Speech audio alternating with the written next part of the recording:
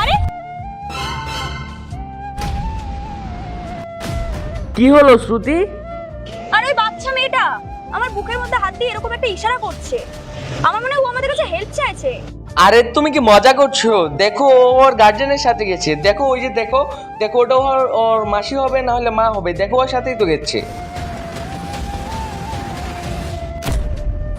দিদি, তোমরা আমার কোথায় নিয়ে যাচ্ছ? আমি বাড়ি যেতে চাই।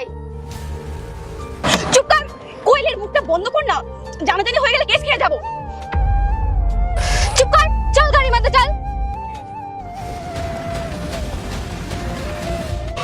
আরে এই যে ইশারাটা, এটা সত্যিই হেল্পের ইশারা।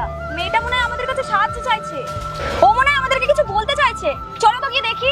দেখো শ্রুতি ওর গার্জেনের সাথে গাইতে বলছে, তো ঠিকই তো আছে। তুমি শুধু শুধু চিন্তা করছো। না না বাবাই, আমাদেরকে দেখা উচিত, চলো তুমি। আচ্ছা ঠিক আছে, তুমি যখন এতই সন্দেহ করছো তাহলে চলো গিয়ে দেখিনি কি হয়েছে। আরে পূজা, কি করছিস? তাড়াতাড়ি কর না, ওই ক্লায়েন্টকে ফোন কর। ফোন করে জিজ্ঞাসা কর কতক্ষণে এখানে আসবে।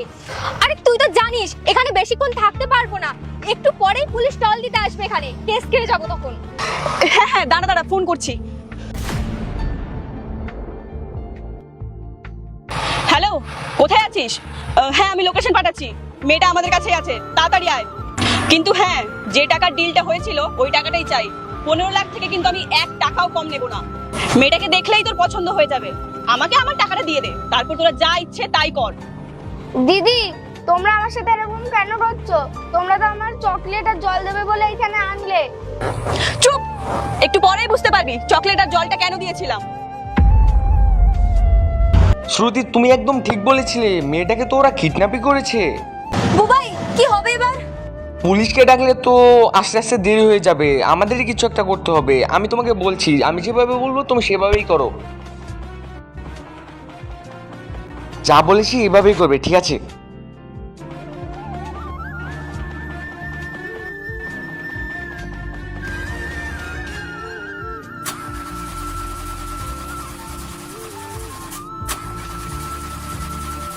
আরে তাড়াতাড়ি কর পূজা, কেউ চলে আসবে। কি হলো, স্টার্টটা দে।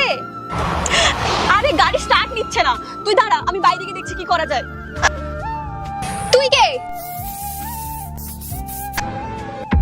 বাবু, বাবু বেরো বেরো, গাড়ি থেকে বেরো, তাড়াতাড়ি বেরো। এরপর কি হয় সেটা দেখতে চাইলে কমেন্টে নেক্সট পার্ট লিখে যান।